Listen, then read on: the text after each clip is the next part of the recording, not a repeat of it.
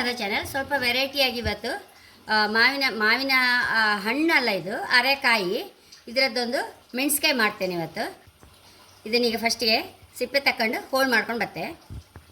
ಇದು ಹೆಚ್ಚು ಹುಳಿ ಸಹ ಇಲ್ಲ, ಒಂದು ಸ್ವಲ್ಪ ಹುಣಸೆ ರಸ ಹಾಕಂತ ಇದ್ದೆ, 1 ಟೇಬಲ್ ಸ್ಪೂನ್ ಹಾಕಷ್ಟು. ಇದನ್ನೀಗ ಬೇಯ್ಕಾಯ್ಕೊಂಬ.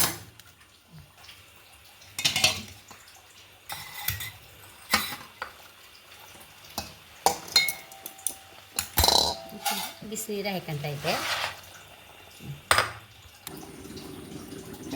ಮೆಣಸಿಕಾಯಿಗೆ ಒಣಮೆಣಸು 1/2 ಟೀ ಸ್ಪೂನ್ ಹಾಕಷ್ಟು ಉದ್ದಿನಬೇಳೆ, 1 ಟೇಬಲ್ ಸ್ಪೂನ್ ಹಾಕಷ್ಟು ಕೊತ್ತಂಬರಿ, 1/4 ಟೀ ಸ್ಪೂನ್ ಹಾಕಷ್ಟು ಮೆಂತೆ, ಬೇವಿನ ಎಲೆ, ಇದಿಷ್ಟು ಲಾಯ್ಕ್ ಮಾಡಿ ಹುರ್ಕೊಂಬ. ಈಗ ಬೇಯ್ತಾ ಇರುವಾಗಲೇ ಒಂಚೂರು ಬೆಲ್ಲ ಸಹ ಹಾಕೊಂಡ್ಬಿಡು. ಇದಕ್ಕೆ ಒಂಚೂರು ಮಸಾಲೆ ಹುರಿಗೆ ತಕ್ಕ ಎಣ್ಣೆ ಹಾಕೊಂಬ. ಇದು ಮಸಾಲೆ ಸಾಮಾನೆಲ್ಲ ಹಾಕೊಂಡ್ಬಿಡು. ಇದಕ್ಕೆ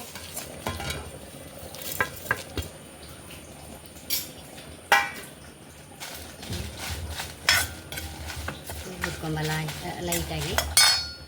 ಮಸಾಲೆ ಹುರಿದೇವಲ್ಲ, ಇದನ್ನೀಗ ಒಂದು ಪ್ಲೇಟಿಗೆ ಹಾಕೊಂಬ. 1 3 ಟೇಬಲ್ ಸ್ಪೂನ್ ಫಸ್ಟ್ ತೆಂಗಿನಕಾಯಿ ಸ್ವಲ್ಪ ಫ್ರೈ ಮಾಡ್ಕೊಂಬ, ರೋಸ್ಟ್ ಮಾಡ್ಕೊಂಬ.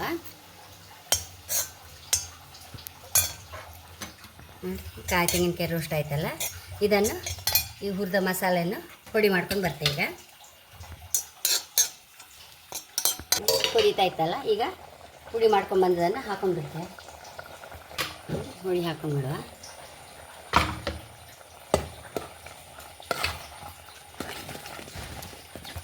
ರುಚಿ ತಕ್ಕಷ್ಟು ಉಪ್ಪು ಹಾಕೊಂಬ.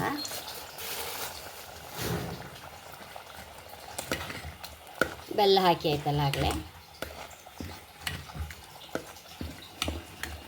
ಒಂಚೂರು ಬೇವಿನೆಲ್ಲ ಹಾಕೊಂಬ. ಕೊಯ್ತಾ ಇತ್ತಲ್ಲ, ಕೆಳಗಿಳಿಸ್ಕೊಂಡು ಒಂದು ಒಗ್ಗರಣೆ ಹಾಕೊಂಬಿಟ್ಟಿದ್ದಕ್ಕೆ ಒಂಚೂರು 1 ಚಮಚ ಎಣ್ಣೆ ಹಾಕಂತ ಇದ್ದೆ.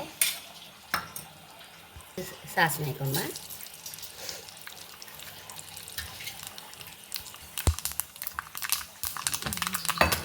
ಸಾಸಿವೆ ಬಿಟ್ಟುವಾಗ ಈ ಮೆಣಸಿಕಾಯಿಗೆ ಹಾಕೊಂಡ್ಬಿಡುವ.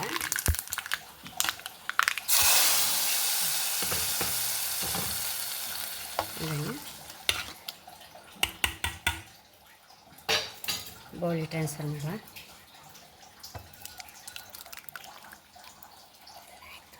ಮೆಣಸಿಕಾಯಿ ಹೇಳ್ತಾರೆ, ಕೆಲವು ಕಡೆ ಮುದ್ದುಳಿ ಅಂತಾರೆ, ಹೈ ಕ್ಲಾಸ್ ಆಯಿತು, ಒಳ್ಳೆ ಟೇಸ್ಟ್ ಬಂತು. ಹಾಗೆ ನನ್ನ ಚಾನಲ್ ಇಷ್ಟ ಆದರೆ ಸಬ್ಸ್ಕ್ರೈಬ್ ಮಾಡಿ, ಲೈಕ್ ಮಾಡಿ, ಕಾಮೆಂಟ್ ಮಾಡೋದಂತ ಮರಿಬೇಡಿ. Thank you.